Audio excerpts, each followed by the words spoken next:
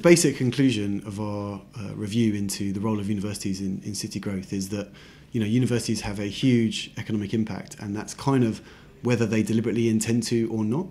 I guess our report had recommendations aimed at both central government, local government, and universities themselves, and some of the other kind of organisations around city, regions, metros, business organisations, and those kind of institutions.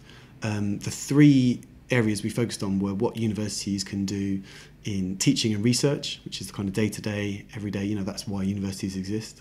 Then in kind of the transition of students to the labour market. And thirdly, in kind of fostering enterprise, and there's been loads of attention for that recently in other policy reviews. So those are the kind of headline findings from the report. In our studies, we found loads of ways in which universities are really playing a strong role in aligning what they do with emerging kind of strategies and priorities for investment and for economic and social development in those places. We were particularly impressed with the knowledge economy scholarships that exist in Wales. And that's matched kind of EU funding and Welsh Government funding. But what's clever about that is, it's got buy-in from every university in Wales pretty much. They've helped 400 graduate students get placements in SMEs, and those SMEs are specifically SMEs in growth sectors. So it's very much aligned to national strategy. There's a new startup called Eulergy, EULERGY, and they seek to match kind of students who really want to address real-world problems in their research with companies that have real-world problems to address. The other one I always mention to people is RISE in Sheffield. That's a scheme that really helps SMEs who've never taken a graduate to recruit and retain a graduate from a local university. And again, great example, that's funded in a partnership of the council with the two universities, Sheffield and Sheffield Hallam. We were impressed with what UE, University of West England, Bristol was doing.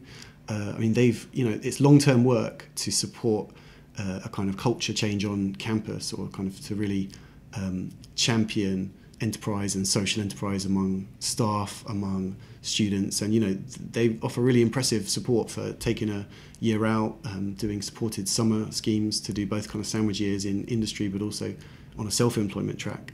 And then the last thing I'd mention, and this is kind of quite cool and sexy right now, but the acceleration and the incubator spaces where you get startups, usually just one person, kind of exploring their enterprise idea.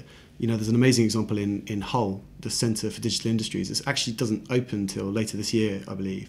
But that's a group of local businesses who've invested. They've worked with the College of Art and Design, the School of Art and Design, which has a kind of creative futures module which all of their students take, which is really kind of industry focused. And it's going to be an amazing facility, kind of right in the middle of the city of culture, which is going to have 3 gig broadband to your desk and kind of free coffee for £100 a month. So for kind of people just coming out of university, those kind of spaces are really important. The other ones that come to mind would be Engine Shed in Bristol, the Northern Design Centre in Gateshead, the Hatchery at UCL.